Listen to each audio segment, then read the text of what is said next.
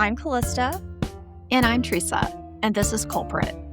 And I think since we chat every week about something, I think we were going to talk about Alice Feeney, his and hers specifically, and then some of her books. Is that what you wanted to chat about? Yeah, since we just finished the show, the His and Her show. Yeah. Yeah. Your thoughts? Well, so I mean the ending stuck close to the book, so I appreciated that because the book had a good ending. So they did reflect that in the show. My two major gripes though were one, Alice Feeney is British and they set the show in Georgia. And there's nothing wrong with Georgia. It's Right. just it was not set in the book in the US, and, we do appreciate things being set in the UK, and also they had to change several things to make that jive, but more than that, the way that I'm assuming the writers wrote the main male detective slash husband, I'm assuming he wasn't just, like, ad-libbing and trying to come off really rather stupid, so the writing for that, Alice Feeney did not write him like that, so I did not appreciate his portrayal. Yeah, I always feel like I am tougher on, well, first of all, narrators on books. I mean, I'm like 10 minutes into something. I'm like, I don't like the narrator. Just because, and I'm not trying to be rude. If somebody has a job being a narrator, that would be awesome. But just like I don't feel like it matches the book. And so, same thing when we read a book and then it's, turned into a show or a movie.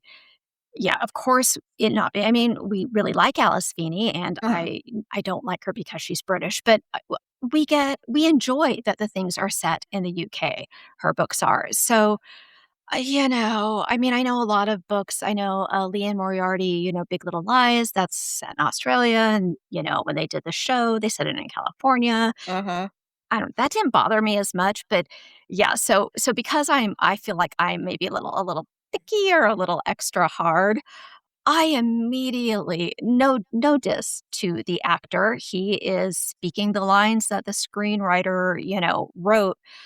But come on, I don't it's been a while since I've read the book, but if he was portrayed in the show like he was in the book, it would have been one of those books where I'm like, I didn't really like it. The character was really dumb. He couldn't see anything coming. He was stupid. He made all these, really bad choices.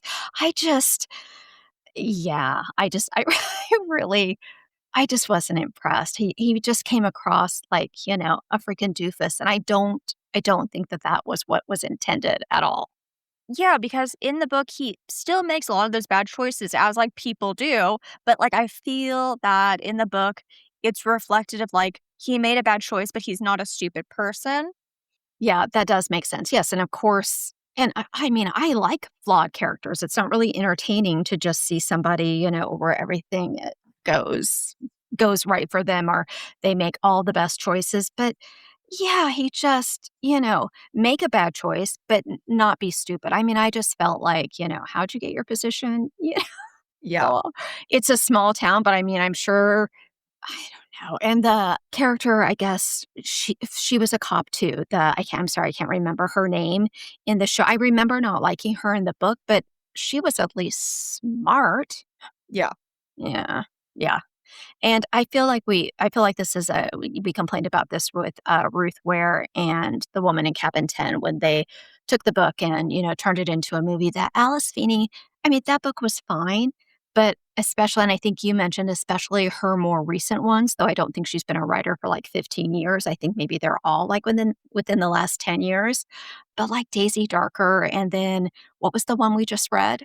Oh, yeah, we really liked the recent ones, and her most recent ones was it My Husband's Wife? That's it, that's it, that was a good one. Yeah, so she's a really good writer, so I also kind of because we read the books, but I feel like a lot of people, maybe their first, brush with her is, watching the show, and I don't know, if I just watched the show, I don't know that I would be inclined to read her books because I wouldn't be overly impressed, so I feel like that's a disservice to the writer. You know what I mean? No, I completely agree. Yeah. Yeah, we I actually it's funny that I'd say honestly, I mean, the last one was, like, a pretty close second, but, this isn't a spoiler. There's a supernatural element in Daisy Darker, which normally we're not a fan of, but I just really, really like Daisy Darker. I think Alice Feeney took some inspiration from, like, Agatha Christie, as a lot of, like, thriller mystery writers do, and she just does a really good job. It has this really nice storytelling flow, I think you like, and I just really enjoy her recent books. Yeah, and I feel like she not pulls you in with, like, some outlandish thing, but, when an author immediately when you immediately like some of the characters, I mean, that's just there's a real knack to that, obviously, but I think we Daisy Darker, I think we listened the audiobook, and I Mhm. think I listened first, and I was, like, so excited when you listened, I'm like, is she gonna get the twist? Is she gonna figure it out? Or, is she gonna be surprised? And it's a really good one. Like you, yeah, I don't generally love the whole supernatural thing. It's just, I just find it so unbelievable most of the time.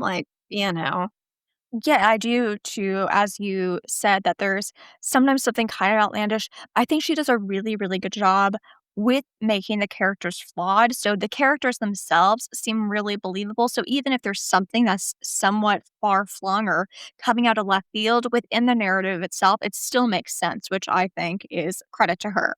Yeah, yeah, I agree. And what was the one that was at the hospital? Oh shoot, I looked up her books and I'm gonna forget. Some, gosh darn it, it's really gonna bother me. So I have to look. Good Bad Girl. Yes. Yeah. Anyways, yeah. Yeah, so I guess overall, our recommendation is the show's not bad, especially if you just want to watch the last episode, but read Alice Feeney's books because they're better. Totally agree. Alrighty, anything else? I don't think so. Okay. When the Young family started to exhibit symptoms of poisoning in early 1961, 44-year-old Fred Young thought his teenage son Graham might not have taken the proper precautions with his chemistry set. But Graham was adamant that there was no way he had accidentally made them sick. As for having targeted them deliberately, the thought seemed preposterous to Fred. Fred may have written off the possibility of poisoning, but there was no denying that something was going around the Young family home. His wife, 37-year-old Molly, had been the first to fall ill in February. But initially, she wrote off the abdominal symptoms of diarrhea, vomiting, and stomach pain as bilious attacks. Next, Fred was laid up from similar stomach cramps for days on end. Then his daughter, 22-year-old Winifred, suffered from a sporadic stomach illness over the summer. Soon after, Graham seemed to have caught the same sickness. Classmates of Graham's weren't spared either, and before Graham reached the age of 16, one of the people who contracted this unexplainable illness would become the first victim of the boy who would later be known as the teacup poisoner.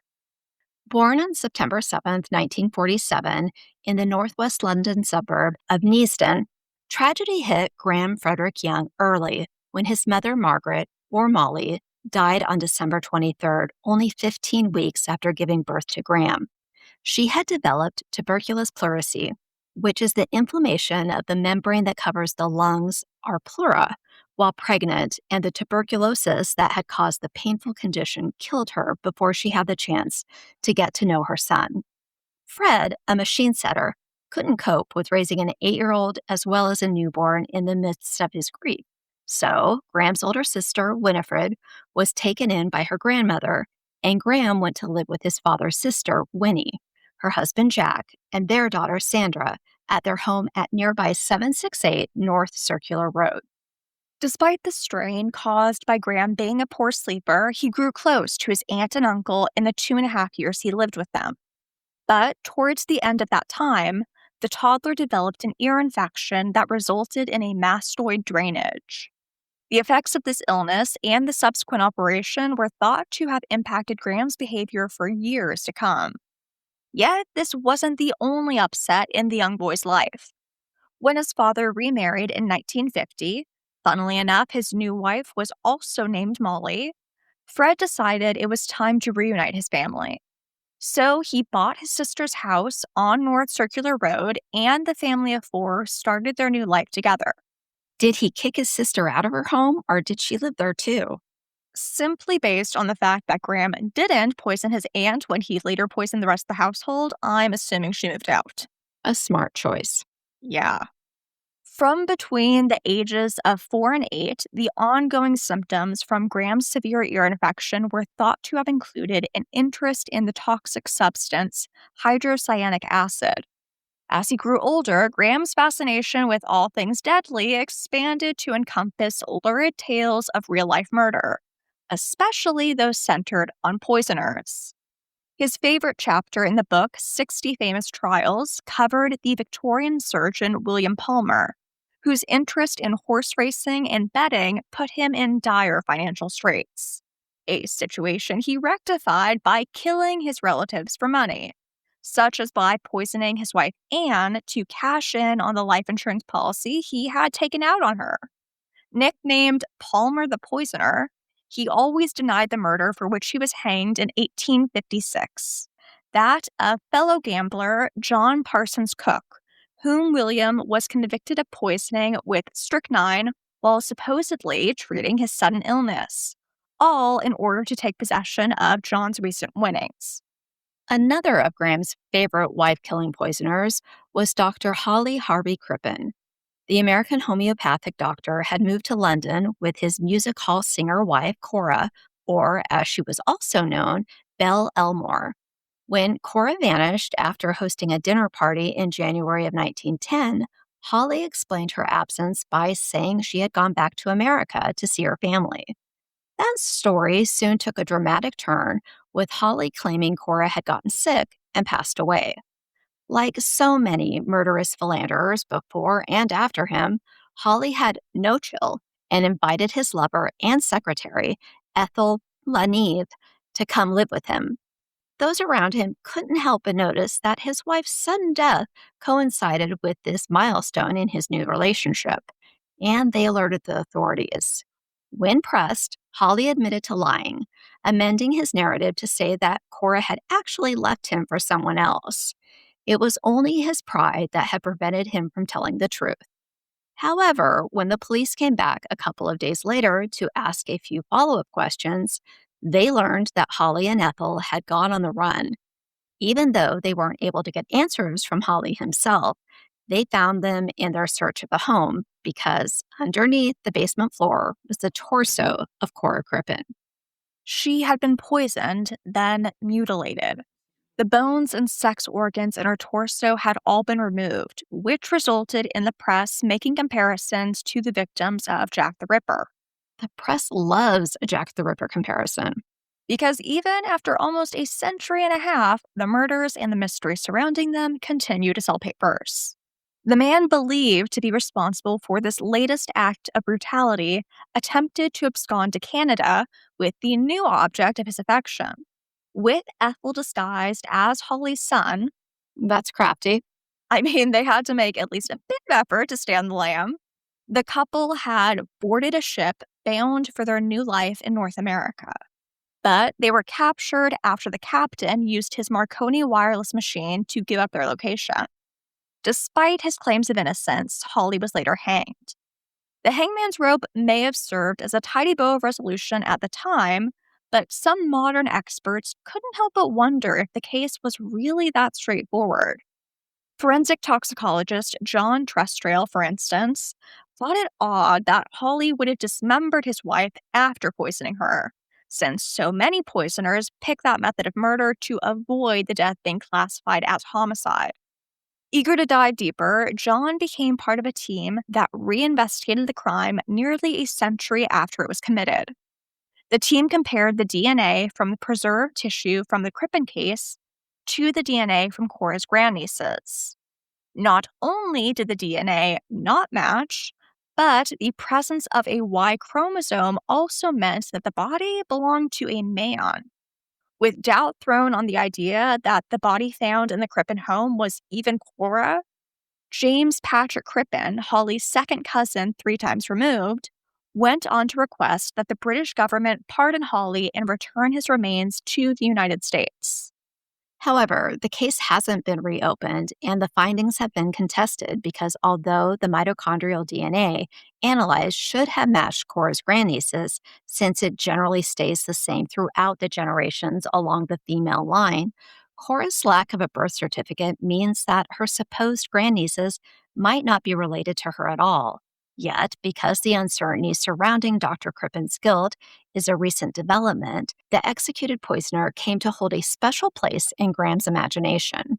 Not content with simply reading about those who use their toxicological expertise for their own gain, 9 year old Graham began compiling a stash of scent bottles. And around a year later, he got his hands on quantities of acetone and ether to examine the contents and get high off the fumes, a hobby he attempted to share with his peers. He also took to keeping a bottle of acid on him, which eventually burned a hole through the fabric of his school blazer.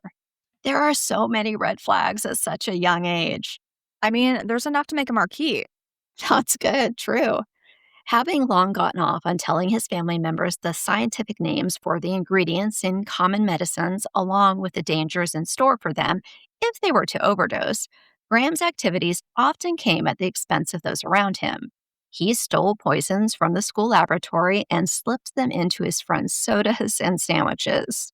He used the gunpowder from fireworks to create bombs and detonated them in various locations, such as a hut and beside a neighbor's wall, but with no proof that Graham had been the one behind the explosives that caused the damage. He never faced any consequences.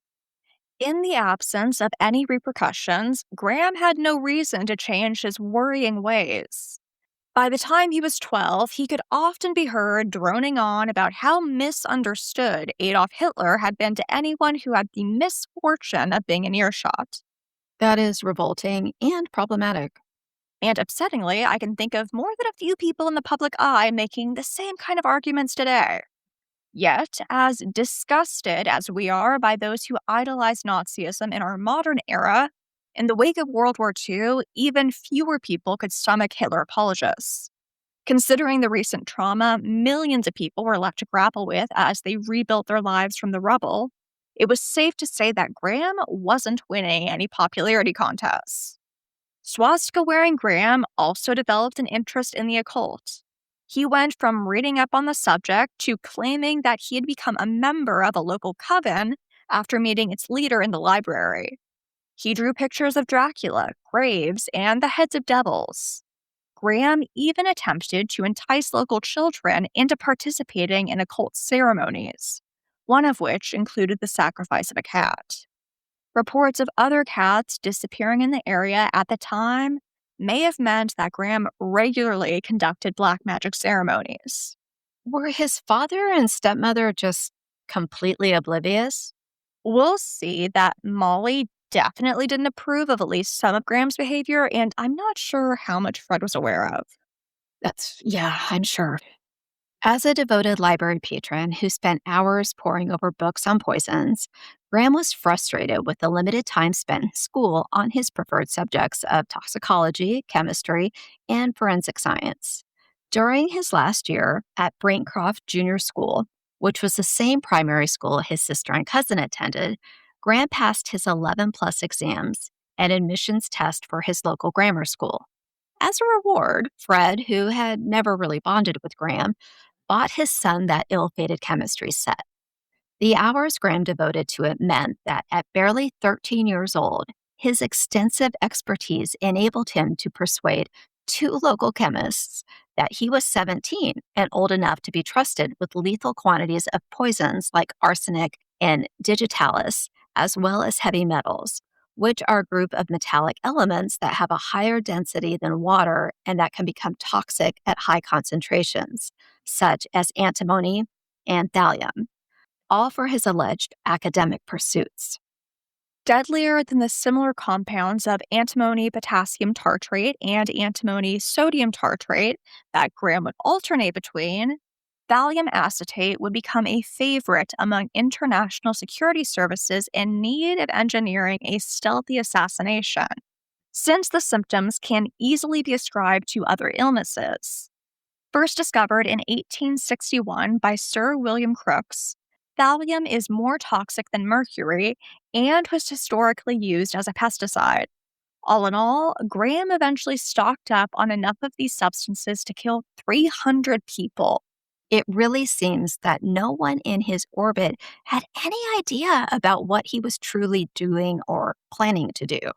This is probably an overgeneralization, but I tend to picture parents in this time period giving their children a lot more freedom. And it's not like Graham had a ton of friends, so I can understand how no one knew what he had actually been up to. That's a really good point. Eager to see their effects in action, Graham decided to try one of his new purchases out on his fellow science loving schoolmate and neighbor, Christopher Williams. Unlike most of Graham's classmates at John Kelly Secondary School, who avoided the kid they had nicknamed the Mad Professor for his experiments, Christopher saw no reason to fear Graham. No, poor trusting Christopher. Poor trusting Christopher. Although Graham had embraced the less than complimentary title by showing a friend of Christopher's named Clive Krieger drawings of him hanging from the gallows, suspended over a vat of acid, with syringes labeled poison sticking out of him as a final flourish to top it all off, Graham's sinister strangeness didn't seem to bother Christopher. The 13-year-old boys bonded over their love of chemistry over their packed lunches and would sometimes exchange food, a level of trust Graham took full advantage of by slipping antimony into the cream biscuits he offered Christopher. At first, Christopher's mother wondered if her son was faking his subsequent headaches, vomiting, and cramps. The only explanation the doctors she later took him to could provide was the possibility of severe migraines. Poisoning hadn't crossed anyone's mind. Even after Christopher was so sick that he was unable to go on a date with a girl both he and Graham had a crush on to a TV show recording one Friday night, leaving Graham free to take her instead. No one suspected that Graham, who had a knack for guessing Christopher's symptoms before they presented themselves, had a hand in his reoccurring illness. Yet, despite saying he'd kill Christopher during a fight, Graham never administered a lethal dose and eventually stopped poisoning Christopher altogether, perhaps because so much of his victim's reaction was left up to his imagination when Christopher was laid up in bed at home, far from Graham's prying eyes. Graham wanted to be able to observe the subjects of his experiments, and a solution soon presented itself to him. He would go after the very people to whom he had nearly unlimited access, his family. Possibly because Graham had fallen ill himself, his father couldn't initially conceive of a reality in which his son would sprinkle antimony into the family's food and drink. But that's exactly what he had done. Whether Graham forgot which of the teacups he had tampered with, intentionally drank poison to evade suspicion, or planned to study his own response, he seemed prepared to accept the risk of poisoning himself if it meant he could get away with poisoning those around him. However, Fred's suspicions would rear their head again before 1961, the year the entire family became ill, came to an end. One morning in November, Winifred accepted a cup of tea from her younger brother. Only one sip in, she tossed the rest as soon as the sour taste hit her tongue. But while Winifred was sitting on the train on her commute to work an hour later, she started hallucinating. She was in such a bad way that she had to be helped out of the station and admitted to the hospital, where doctors figured out that she was under the influence of the poison belladonna. After Fred learned of his daughter's diagnosis, he again worried that 14-year-old Graham had accidentally contaminated the family's food with the chemicals he had been forbidden from using in the house after his failed experiments set the furniture in his bedroom ablaze. But Graham shot down his father's theory when he said it must have been Winifred's fault for mixing shampoo in the family's teacups. Not convinced by Graham's undisguised victim blaming tactic, Fred looked through Graham's room, but he didn't find any evidence that he had been the one to send Winifred to the hospital. With nothing solid to confront his chemistry obsessed son with, all Fred could do was warn him about being careless with his chemicals in the future, which is a weak response. It's not like a child leaving Legos on the floor that you may trip over. It's true, but I would imagine that not finding anything allowed Fred to convince himself that his son wasn't a psychopath who was endangering the entire family, which I'm sure is what he wanted to believe all along. I mean, it's true. Nobody wants their kid to be a psychopath. Nobody wants that. Fred's decision not to act on his niggling doubts allowed Graham to target his stepmother, Molly, in earnest. Although the rest of the family thought they had an amicable relationship, Graham made no secret of his hatred of his stepmother to his schoolmates, pulling out his homemade plasticine voodoo doll covered in pins of her as proof. He would later confess to his psychiatrists that he dreamed of the happier life he could have had if his biological mother hadn't died. One reason for the hostility Graham harbored for her was Molly's strictness and intolerance of his ill boding interests. After he poisoned a mouse, she confiscated its body.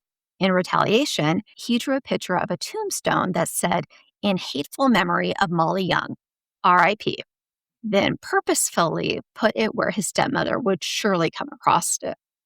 And Graham was dead set on making his drawing a reality. Since the beginning of 1962, Molly's symptoms had been steadily getting worse. Her weight plummeted, her hair fell out, and her back screamed in pain. Molly seemed to have aged years in the months she was forced to learn with a list of ailments.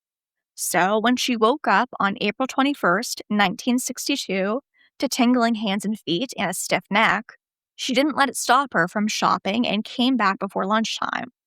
Soon after, Fred returned from the local pub, walked into their back garden, and found his wife contorted in agony as Graham watched on in rapt attention from the kitchen window.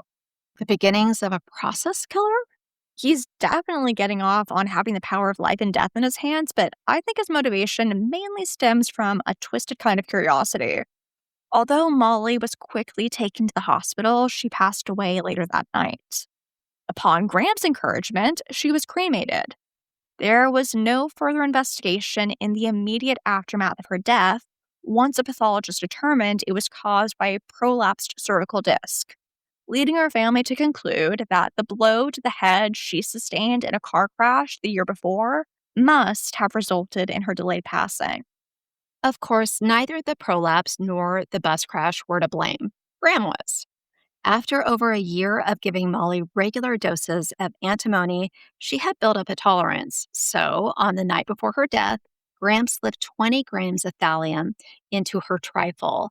The colorless, odorless, tasteless, and dissolvable substance started wreaking havoc on her body within hours. Graham had administered a dose that would have been enough to kill around 5 people. And almost 24 hours later, Molly succumbed to its effects. Graham, however, was nowhere near done. He wasted no time in poisoning the mustard pickles for the sandwiches at Molly's wake, causing his poor Uncle John, the only one to partake, to vomit uncontrollably. While John suffered a single but by no means pleasant episode, Graham would poison his next victim again and again. It didn't take long for Fred's earlier bouts of cramping, diarrhea, and vomiting to become more severe, and he was eventually taken to the hospital. His son was more than happy to spend his frequent visits talking over his father's condition with the doctors, who were busy trying to figure out if he had been poisoned with arsenic or antimony. In the end, they came to two conclusions. One, antimony was the culprit. Two, just one more dose and Fred could have died. Despite having barely escaped death by his son's hand, Fred couldn't bring himself to recognize Graham as his would be murderer, even though he would later realize that he always seemed to fall ill on Monday, the day after his son came with him to the local pub. He asked Winifred to stop taking her brother to see him in the hospital, but took no further action to prevent Graham from attacking anyone else. Fred's head seems to be deeply, deeply stuck in the sand. Sometimes it's a better place to be. And to be fair, it doesn't stay there forever. Good. Fortunately, there was someone else who wasn't in denial. Graham's chemistry teacher, Jeffrey Hughes, had grown uncomfortable with the ever more elaborate experiments this peculiar student was conducting. So, one night, after all the students had gone home, he searched Graham's desk. Inside, he discovered drawings of men at death's door, essays on infamous poisoners, and bottles of poison.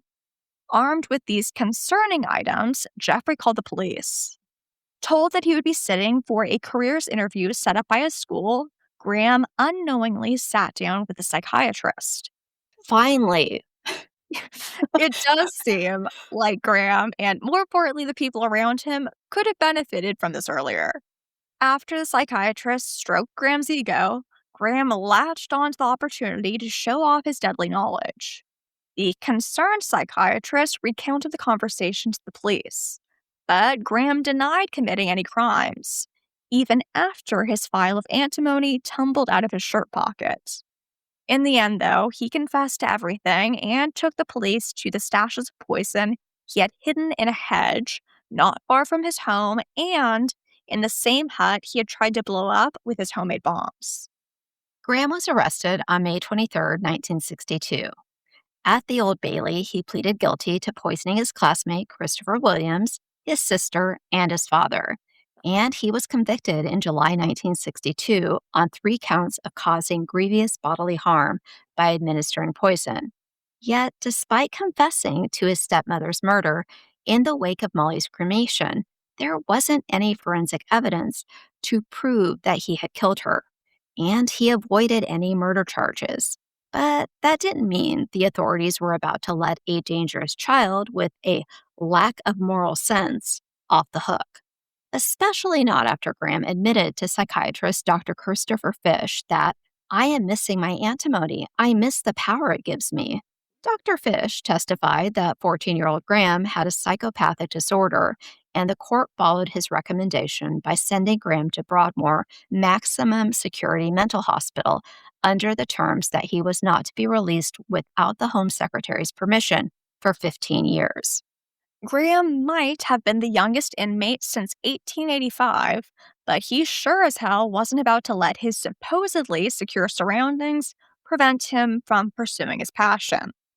Only weeks after Graham was committed, fellow inmate John Barrage, whom Graham had written about in his letters to his sister to complain about the sound of his snoring in the communal dorms, died from cyanide poisoning.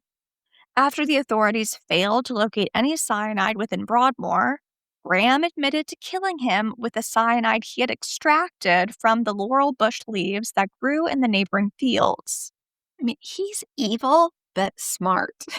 which is always far worse than evil and dumb. However, he wasn't the only one claiming responsibility for the murder among the inmates, and in spite of what Graham was in for, he wasn't believed. John Barrage was ruled to have died by suicide.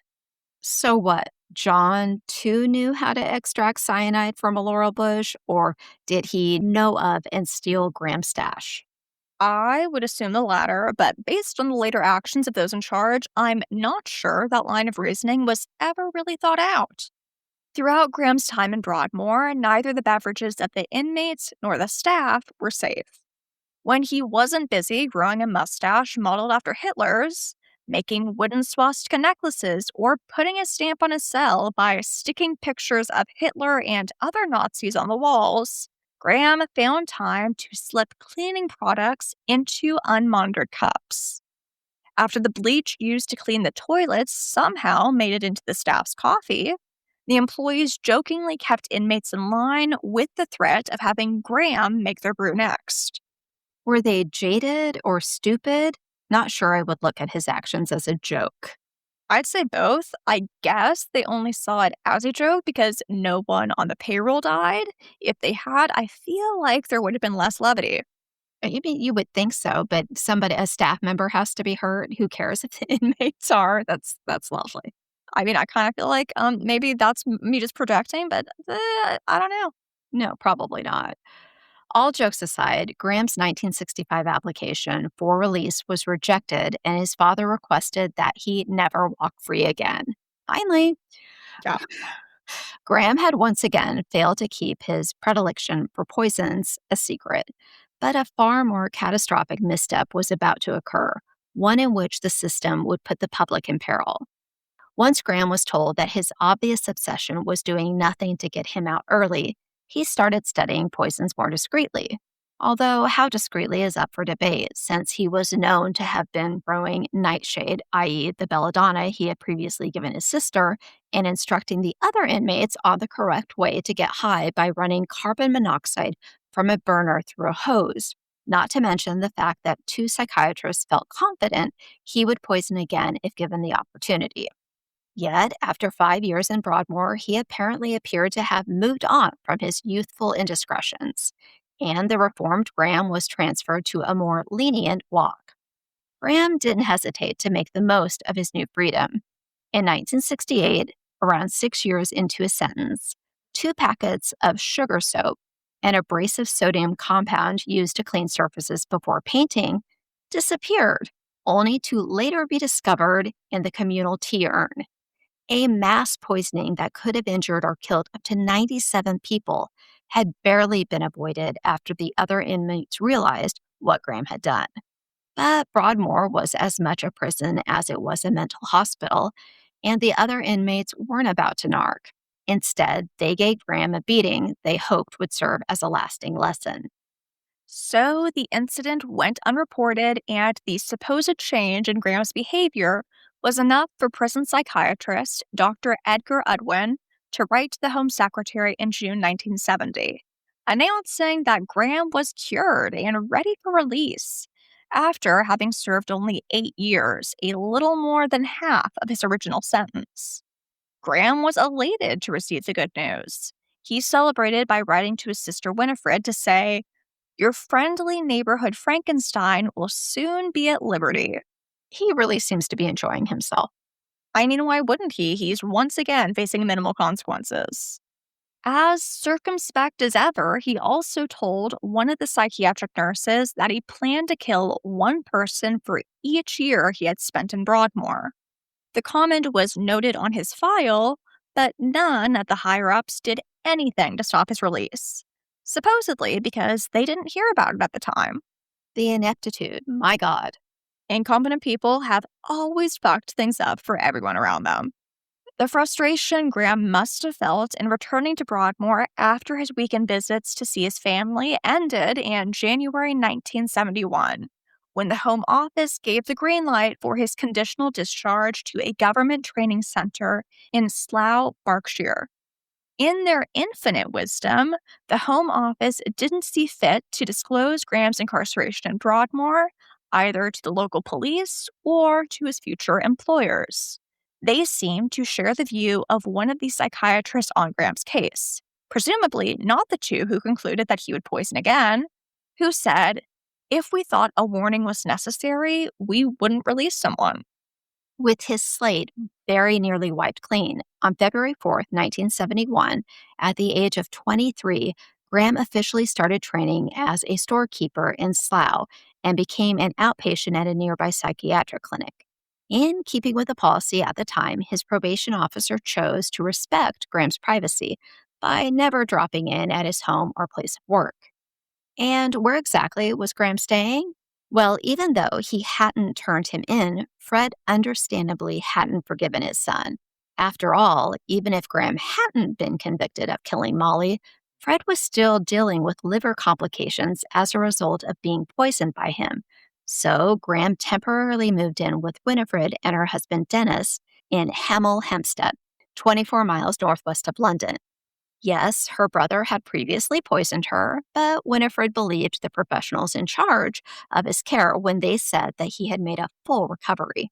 Or at least she wanted to believe it to the extent that she ignored her misgivings and followed their lead in assuming Graham had turned a new leaf.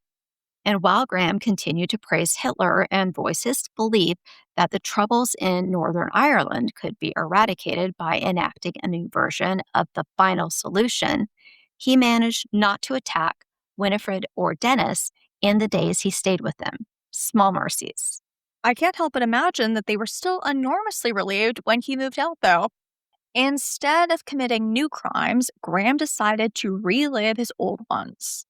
Desperate to make sure he hadn't been forgotten, he revisited the chemists at which he had first procured his poisons to see if the employees remembered him. He also traveled to see the neighbors in Neasden he hadn't laid eyes on since he was a teenager. He even made the trip to speak with his old school headmaster. If any of them hoped that the boy they had known had been rehabilitated, they were sadly disappointed. And soon, Winifred also became worried about Graham's lack of remorse and ongoing obsession as he recounted the gratification he felt when his former neighbors recognized him on his return trips. Having stayed with his sister and her husband for nearly a week, Graham relocated to a hostel near the government training center in Slough. Graham had hardly finished unpacking before another hostel resident, 34-year-old Trevor Sparks, started suffering from stomach pain and nausea. Graham, ever helpful, offered him a glass of wine for medicinal purposes. What Trevor didn't know was that Graham had replenished his poison supplies, and the proffered beverage only made his condition worse. The bouts of vomiting became more frequent. His face swelled, and he was left to contend with diarrhea and scrotal pain. Trevor was eventually forced to give up playing soccer after he lost control of his legs during a game. Despite seeking help for his continued pain throughout a long recovery process, doctors were unable to explain Trevor's symptoms. Around the time Graham was targeting Trevor, another man recalled having a drink with a weird guy who wouldn't shut up about poisons. Although we can't know for sure if the stranger he encountered was Graham, the man later took his own life due to unbearable chronic pain. In April 1971, Graham, who was already up to his old tricks after having been released from Broadmoor mere months before, applied for the position of storekeeper at the Photographic Instruments Company, John Hadland Laboratories in Bovington, Hertfordshire, only a few miles from Winifred's home in Hemel Hempstead. Graham mentioned his chemistry and toxicology studies in his letter of application and eased the managing director's concerns by explaining the gap in his work history as the result of his nervous breakdown following his mother's death in an accident. Hadlands asked the Slough Psychiatric Clinic for a reference and received a report from Broadmoor's Dr. Udwin, the prison psychiatrist who wrote to the Home Secretary, who assured them that Young had suffered a personality disorder necessitating hospitalization throughout the whole of his adolescence.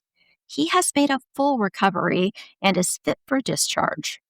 Having received this amended version of the truth, John Hadland Laboratories had no way of knowing that their newest employee had actually been incarcerated in Broadmoor after poisoning several people 9 years earlier.